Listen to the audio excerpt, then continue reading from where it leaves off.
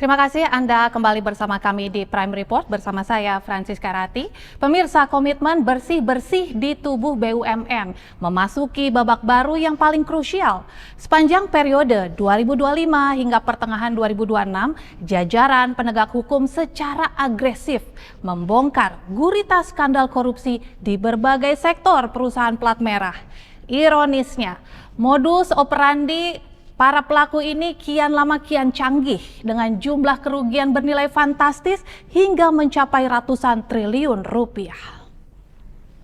Badan usaha milik negara yang seharusnya menjadi lokomotif perekonomian nasional justru kerap terjebak dalam pusaran skandal korupsi. Selama bertahun-tahun, tata kelola sejumlah perusahaan plat merah mengalami penyimpangan, meninggalkan beban kerugian negara yang fantastis, mulai dari miliaran hingga ratusan triliun rupiah. Menurut jalinan lini masa perkara, penyimpangan struktural ini terjadi lintas periode. Salah satunya terkuak dalam tata kelola komoditas dan pertambangan di PT Aneka Tambang Tbk. Sepanjang dekade 2010 hingga 2021, Kejaksaan membongkar dugaan tindak pidana korupsi pengelolaan emas seberat 109 ton yang ditaksir merugikan keuangan negara hingga mencapai 1 triliun rupiah. Pada tahun 2011, penyimpangan dalam skala masif juga mencoreng industri penerbangan nasional. Pengadaan pesawat jenis CRJ-1000 dan ATR-72600 di maskapai PT Garuda Indonesia menjadi salah satu rekam jejak kelam korupsi terbesar di tanah air. Kasus yang menjerat ex-direktur utama Emir Syahsatar ini menelan kerugian negara sebesar 609 juta dolar Amerika Serikat atau setara dengan 9,37 triliun rupiah. Di sektor energi, skandal korupsi kondensat menjadi catatan hitam berikutnya. Kasus mega korupsi yang menyeret mantan Direktur Utama PT Trans-Pasifik Petrochemical Indotama atau PT TPPI, Honggo Wentratno, merobek fondasi keuangan negara sebesar 37,8 triliun rupiah.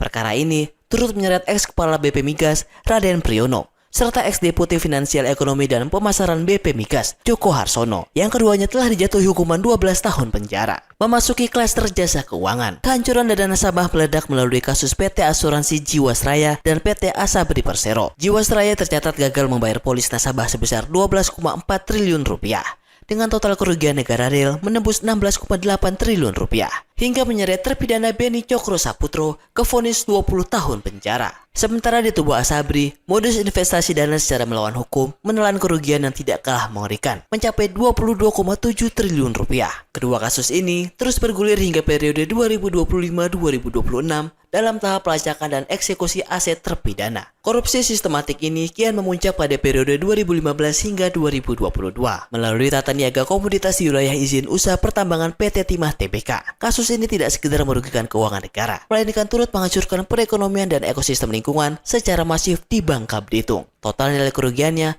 memecahkan rekor fantastis, yakni 300 triliun rupiah. Perkara besar ini menyeret nama-nama pesohor, termasuk Harvey Mois dan istrinya Sandra Dewi, dalam kurun waktu yang beririsan, tepatnya pada periode 2018 hingga 2023. Penyidikan meluas ke tubuh PT Pertamina. Kejaksaan Agung secara intensif menyisik dugaan penyimpangan tata kelola minyak mentah dan produk kilang yang melibatkan anak perusahaan, baik di level subholding maupun kontraktor kontrak kerjasama KKKS. Taksiran awal nilai kerugian negara pada kasus ini mencapai angka 285 triliun rupiah. Beralih ke sektor infrastruktur dan konektivitas, korupsi pembangunan jalan tol Jakarta Cikampek Elevated atau tol MBZ ruas Cikunir hingga Karawang Barat periode 2016-2020 turut mencuat. Dari total nilai kontrak 13,5 triliun rupiah, proyek ini dikorupsi hingga merugikan negara lebih dari 1,5 triliun rupiah. Menyeret mantan Direktur Utama PT Jasa Marga Jalan Layang Cikampek Joko Dwijono. Sementara di sektor logistik laut, korupsi kerjasama usaha dan akuisisi PT Jembatan Nusantara oleh PT ASDP Indonesia Ferry periode 2019-2022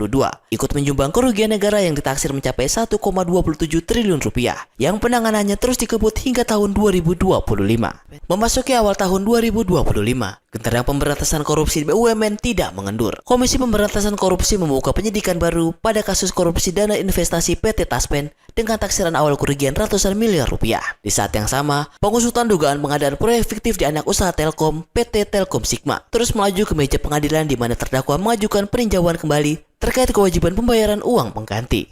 Puncaknya pada pertengahan tahun ini, tepatnya tanggal 5 Juni 2026, KPK resmi mengumumkan penyidikan baru yang mengejutkan publik. Dugaan korupsi pengadaan layanan notifikasi perbankan berbasis SMS dan WhatsApp di lingkungan Bank BUMN dan penyedia provider telekomunikasi BUMN. 3 hari berselang, pada tanggal 8 Juni 2026, Pelaksana tugas Direktur Penyidikan KPK Ahmad Taufik Hussein memaparkan aliran dana dari biaya notifikasi konsumen sebesar Rp750 per pesan. Disinyalir diselewengkan dalam proses pengadaan barang dan jasa. Kasus ini ditasir telah merugikan keuangan negara hingga mencapai 2 triliun rupiah. Melihat masifnya kebocoran anggaran rakyat, reformasi struktural radikal akhirnya ditempuh. Presiden Prabowo Subianto mengambil langkah tegas memangkas jumlah BUMN. Dari 1.000 lebih entitas dan anak usaha, pemerintah telah resmi menutup lebih dari 200 perusahaan tidak produktif. Dengan target akhir menyisakan hanya sekitar 250 perusahaan negara. Langkah pemangkasan besar-besaran ini ditujukan untuk menghentikan pemborosan uang rakyat yang habis hanya demi membiayai beban biaya overhead operasional. Gayung bersambut. Sehari setelah pernyataan Presiden, yakni pada 29 Juni 2026, Badan Pengelola Investasi Danantara selaku institusi yang membawahi pengelolaan aset BUMN mengambil langkah hukum yang masif. Chief Operation Officer Danantara sekaligus Kepala Badan Pengelola BUMN, Doni Oskaria, mendatangi gedung KPK untuk secara resmi menyerahkan seluruh data perusahaan plat merah yang bermasalah untuk dianalisis dan ditindaklanjuti secara hukum. Doni Oskaria menegaskan, likuidasi atau penutupan ratusan BUMN sama sekali tidak akan menghapus pertanggungjawaban pidana masa lalu para pengurusnya. Langkah pembersihan besar-besaran ini menjadi pembuka babak baru tata kelola BUMN. Melalui sinergi ketat antara Danantara, Kejaksaan Agung, dan KPK, penegakan hukum kini tidak sekedar berfokus pada efisiensi korporasi, tetapi menjadi alarm keras bahwa setiap rupiah uang rakyat yang diselewengkan akan dituntut hingga tuntas. Tim Liputan, Eljon Media melaporkan.